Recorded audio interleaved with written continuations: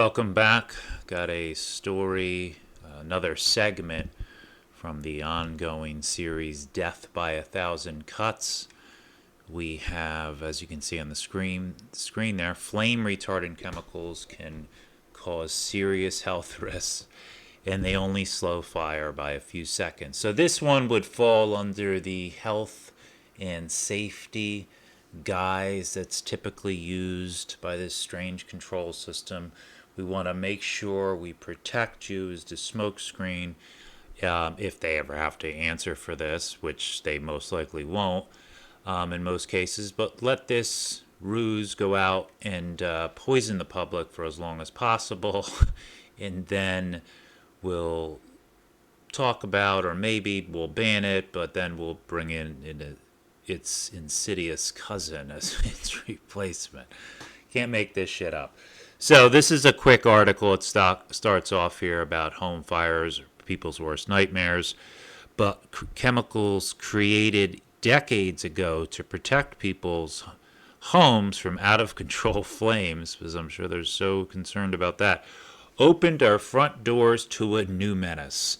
Toxic chemicals, ones that we are consistently exposed to in our homes, offices, and vehicles. So this is the garden variety of the drip by drip effect. It goes on to say plastics are everywhere and are highly flammable materials. To combat this, around the mid to late 20th century, a class of chemicals known as flame retardants came out of a military slash defense contractor chemical lab. I added that part, but were developed to reduce the fire risks of plastic materials. I'm sure that was up there on the priority list. These were widely used in plastic items with electrical components, including domestic appliances like cookers, kettles, TVs, computers, and especially electronic heaters. Their use was later extended to other household furniture, vehicles, building insulation, and even some children's products such as changing mats, cot mattresses. These FRs work by starving a fire of oxygen for a short time, allowing us time to fight a fire before it gets out of control. And it says later on in the article where, in actuality, these things give you like mere seconds of advance notice. So, their whole safety guise goes right out the window for their real intentions. Goes on, but for like other chemicals such as pesticides and asbestos, research caught up with enough people complained about it, so they finally, and this is the shtick that's usually played. Research caught up with the most widely used FRs in the early 2000s and found that the benefits of these chemicals may be outweighed by the dangers. These FRs leach out during everyday activities, particularly from soft and flexible items like beds, couches, and blankets. Yet the ones that we're probably using the most out of that list. So it seems like these things, especially on like a mattress, a couch, these, basically these invisible, small plumes of these flame retardants are leaching into you.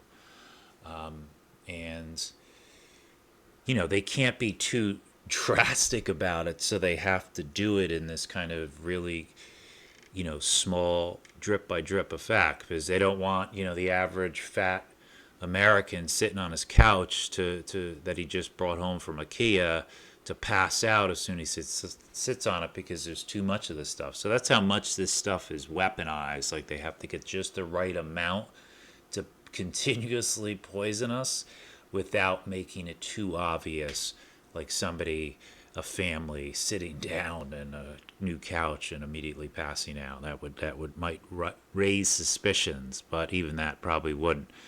Simply goes on here, simply using these items is enough to make flame retardants leach into indoor air and dust, where we can inhale or ingest them or even absorb them through our skin.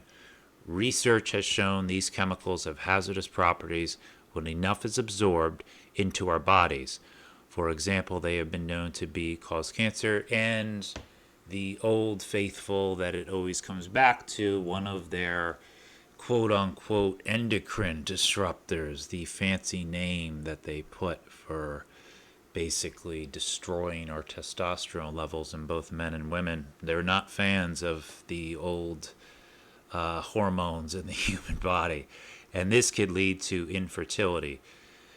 And then, well, what do they do about this? Well, let's take a look here, because you would think that even when it did, people, you know, started to figure out what was causing, these different illnesses and stuff, you would think some sort of government agency would step in. And well, this is what democracy gets you here. Some of these FRs were banned for use in these kinds of products, but there's a danger from both legacy FRs still in circulation, as well as the so-called emerging FRs that replace the banned chemicals.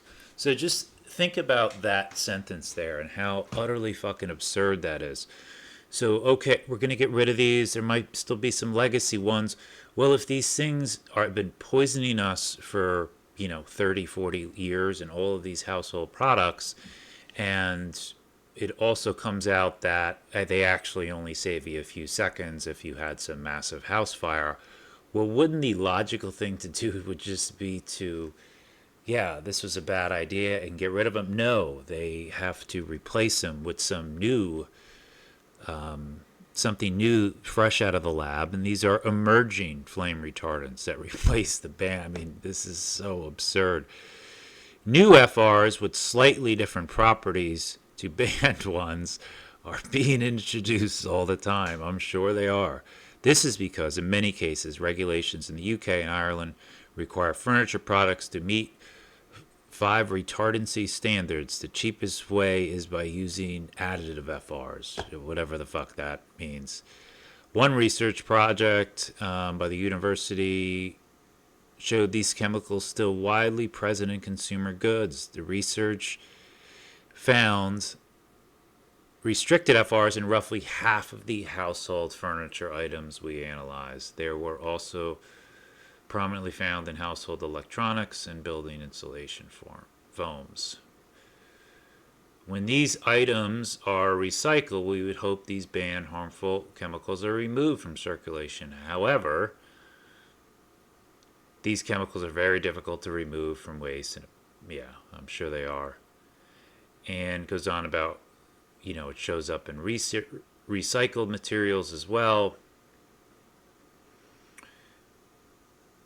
Unlike UK and Ireland, most of Europe does not have stringent furniture fire safety standards. However, we do not see significantly fewer fatalities in the UK. Yeah, and they say that most of the fires happen at night, and those few extra seconds these chemicals allegedly give us, is pointless when somebody's basically sleeping. And yeah, no one likes the idea of fires in their homes, no shit, but the amount of time a fire is slowed by these flame retardants is in the order of seconds. Yeah, so there you go. All that, decades of poisoning for a few seconds to get out of the rare occurrence that you have a fire in your house. Yep, few people, this is how it continues for so long, are aware that these chemical additives are in so many items, and fewer still know the hazards they pose. At the moment, it is difficult to know which flame retardants are used where and at what concentrations. There should be, at the very least, a more robust labeling system which outlines, yeah, that's not going to happen. And even if they did, people still wouldn't question it. People would still just go out there. They could have like an alarm bell on the price tag about this, poses whatever, proposition 14, and they still wouldn't even bother looking it up. That, yeah, you're sitting on layers of flame retardants. We need to ask ourselves, are these additive chemicals worth it? New FRs can be developed faster than research to determine their toxicity. Yeah, I bet. Making it difficult to tell how safe they really are. Long overdue discussion. Yeah, we shouldn't be using them at all. I mean, this is absurd. And just, oh, we're going to ban the other ones and we're just going to, roll out the replacements into the same, secrecy. And we'll finally do something if or when the public ever complain about it. And here's the other thing, like you wouldn't, it's like the death by 1,000 cuts, like you're sick from all of these things, so you can't even, it'd be a difficult thing to pinpoint because you feel shit from the food, from whatever medicine you're taking, flame retardants, rocket fuel, paint thinner, and I mean all of these things. And so yeah, you go to the doctor, they're not going to be like, oh, you're sitting on flame retardants. No, they're just going to tell you, listen, it sounds like you got a case of the blues, and let me write you a quick prescription here.